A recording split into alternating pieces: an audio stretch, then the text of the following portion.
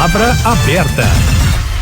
Está em discussão na Câmara Municipal de Belo Horizonte projeto de lei que pode flexibilizar as regras para a instalação de antenas de celular na cidade. O tema divide especialistas. De um lado, a necessidade de ampliar a oferta de serviços de telefonia e internet. De outro, os possíveis riscos da radiação para a saúde. Para debater o assunto, o Palavra Aberta recebe agora a Dilza Condessa Dodge, professora do Centro Universitário Isabela Hendricks, engenheira eletricista, pós-doutora em campos magnéticos. Bom dia, professora, obrigado pela presença.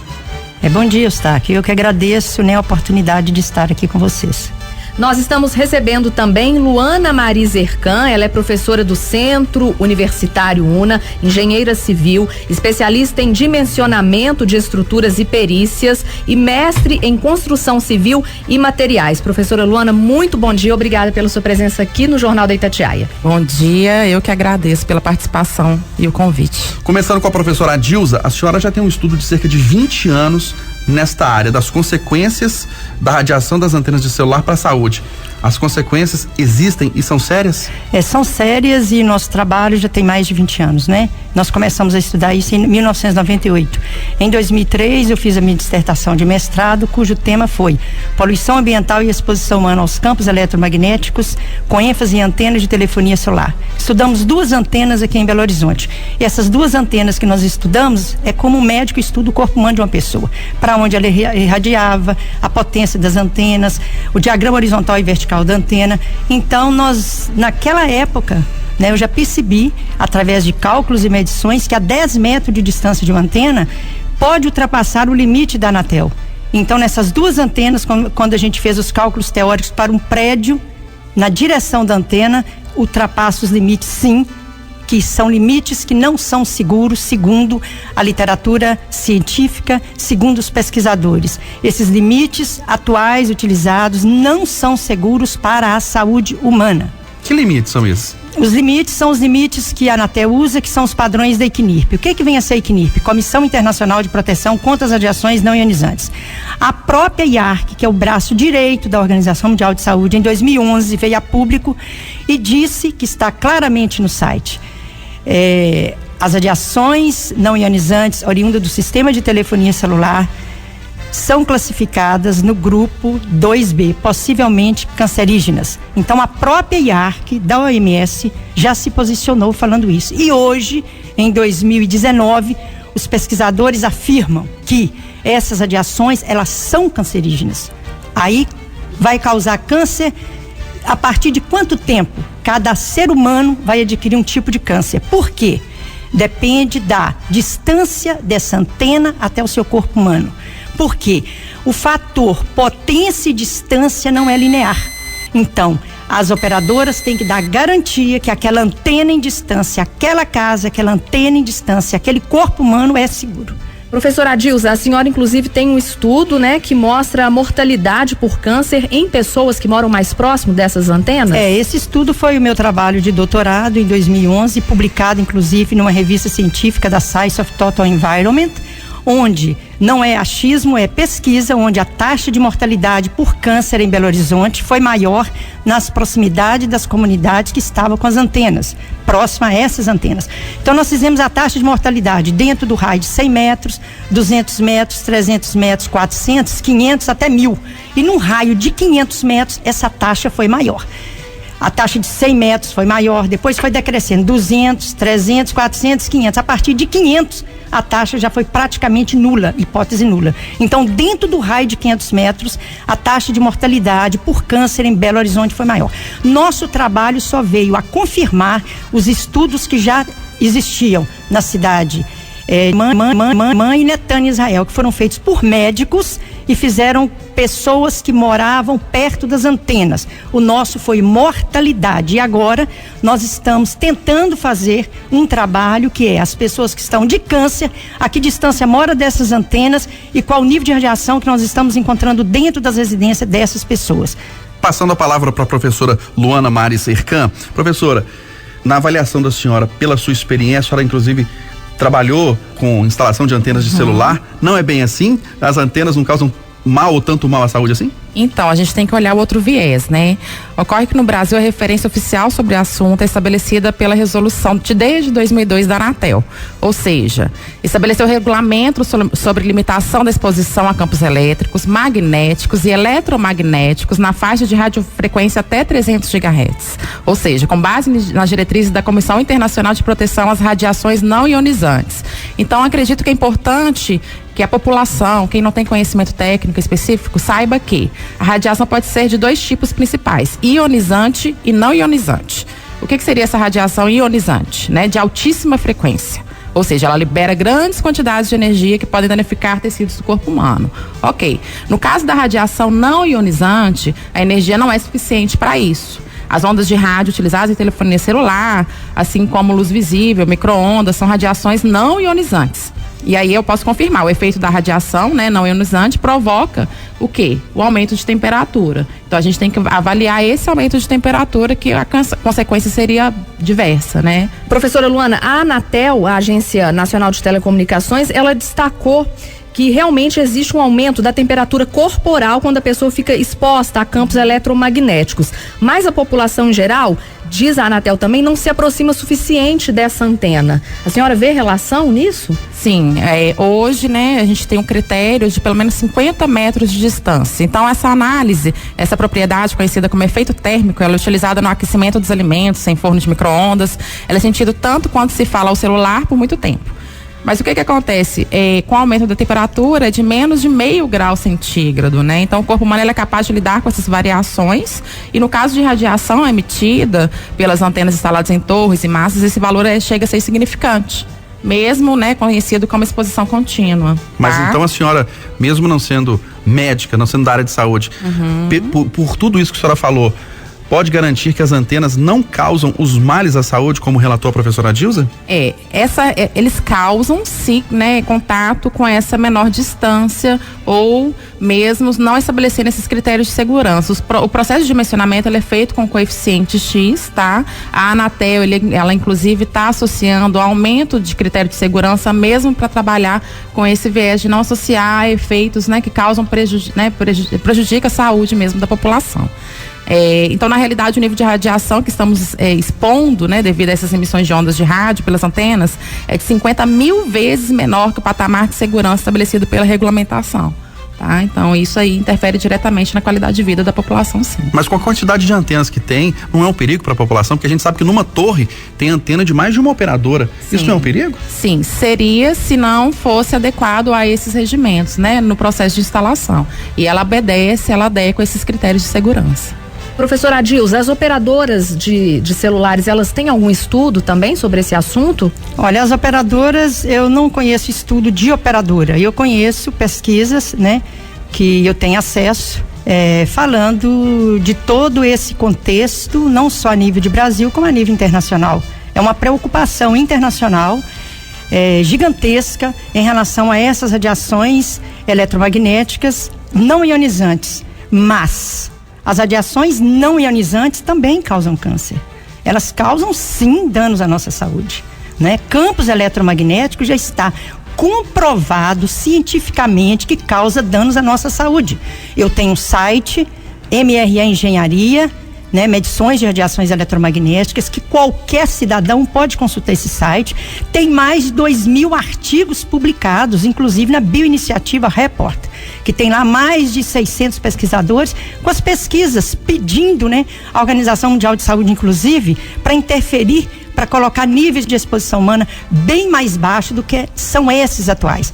Esses níveis atuais utilizados pela Anatel não são seguros, tanto é que países como a Rússia, pensa bem, a Rússia, a Suíça, estão com limites, outros também, várias cidades, outros países estão com limites muito abaixo do que são esses padrões. Qual a diferença que tem do nosso corpo de um corpo de uma pessoa que mora no exterior. Pois é, professora Luana, pelo que a professora Dilza está dizendo, então, aqui estamos defasados. A senhora não concorda que a Anatel está estabelecendo limites não padronizados com o mundo e que a Anatel estaria errada? A Organização Mundial de Saúde, ela atua, né, diretamente com as diretrizes internacionais desenvolvidas pela ICNIRP. ICNIRP. Exatamente. Comissão Internacional de Proteção contra as Radiações Não Ionizantes. Não ionizantes. Mas esta ICNIRP, ela é um braço direito das operadoras. Para fazer membro do grupo da ICNIRP, você tem que estar pertencendo ao quadro das telefonias, senão você não entra nesse grupo. Então,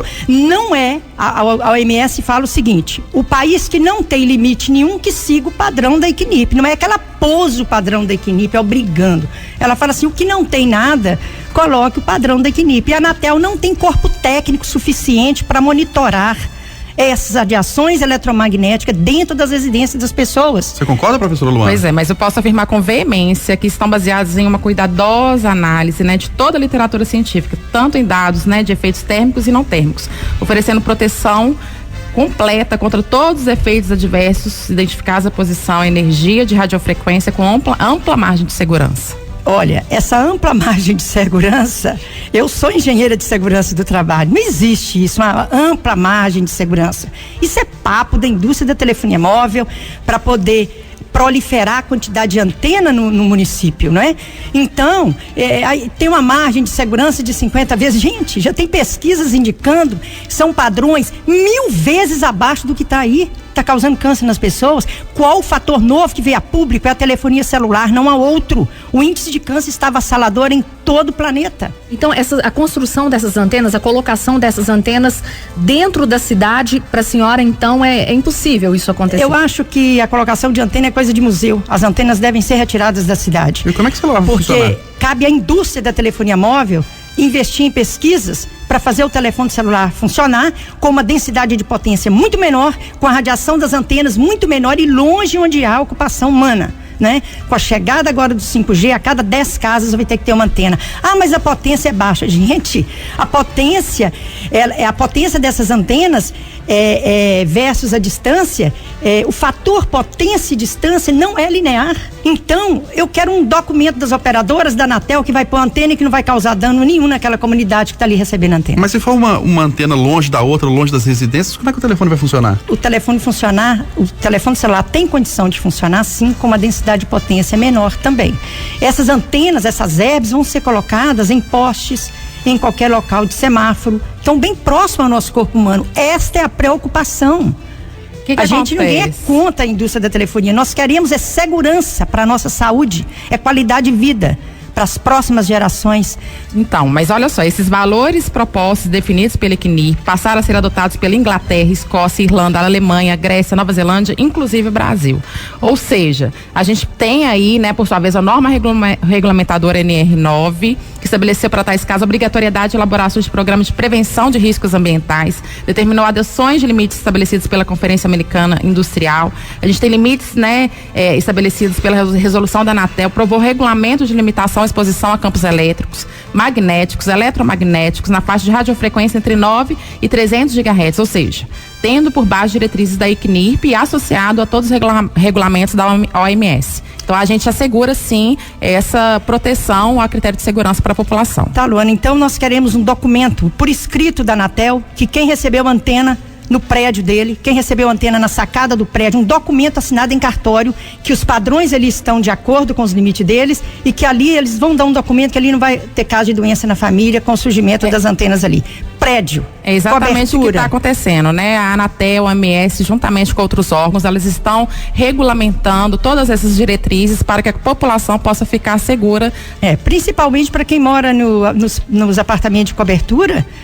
As antenas estão ali a menos de 5 metros da área de lazer do pessoal, estão ali a menos de 10 metros. Professora Luana, haveria um lobby aí das operadoras para a colocação dessas antenas? Sim, inclusive, né, juntamente com a Anatel e a OMS, desculpa, como eu disse, elas estão fomentando já essas diretrizes e regulamentações. Não, mas um lobby para instalar antena de celular de forma indiscriminada? Indiscriminada de maneira nenhuma. Pelo contrário, todo o processo de execução, ela é regulamentada e fiscalizada. Não tem lobby, não tem pressão econômica para instalar, para ter cobertura de celular cada vez mais longe, para as operadoras faturarem ainda mais? Não, todo o processo ele é adequado de acordo com os regimentos e fiscalizações do município, estado e todo o âmbito nacional. Professora Luana, a gente sabe de um problema histórico no Brasil, que é falta de fiscalização de diversos setores. Mês da telefonia, não falta fiscalização também da instalação e do respeito às normas da emissão de radiação por parte das antenas? Não, pelo contrário, para inserir essa antena tem que passar por vários órgãos, vários critérios de fiscalização para que seja liberada essa antena. Tem um acompanhamento até para atender esse processo. Existe essa radiofrequência que vai atingir diretamente a população? Então esse critério de segurança, ele é previamente analisado, projetado para ser executado. Então tem todo esse processo, esse ciclo contínuo aí de execução. Eu fiz uma avaliação de um laudo da Anatel recentemente. A Anatel fez uma medição de uma Herb aqui em Belo Horizonte. Herb é uma torre, estação, né? radiobase. É a torre ou é a antena de uma operadora lá em cima? Não, é uma estação radiobase. Pode ter uma, duas ou três antenas lá que a gente chama de Herb. Estação, né? Isso. A gente chama de uma estação radiobase.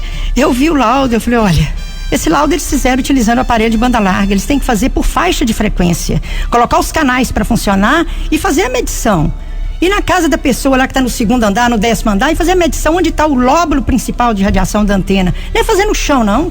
No chão, a radiação com certeza é muito menor do que a radiação que é encontrada na direção do lóbulo principal da antena, que está em cima do topo do prédio, é outro prédio na direção dele, e na casa das pessoas, e fazer essas medições. É isso que tem que ser feito. Nós estamos seguros, professora Luana? Sim, estamos seguros, e cada vez mais a gente quer atender esse critério de regulamentação. Então a gente já escuta, né, ouve esses estudos, sim, e sim, a gente está querendo, né, cada vez mais propor essa divulgação e regulamentação para que possamos deixar a população segura e tranquila. Professora Adilza, última pergunta, eu vou até repetir a do Eustáquio. Nós estamos seguros? Não, de forma alguma. Já te falei, os padrões da Equinip são obsoletos, inadequados. Nós não estamos seguros com esses índices de exposição humana adotados pela legislação federal. Tem trabalhos que mostram aqui. Belo Horizonte é pioneira, né? Despontou-se para o mundo como cidade de pesquisa.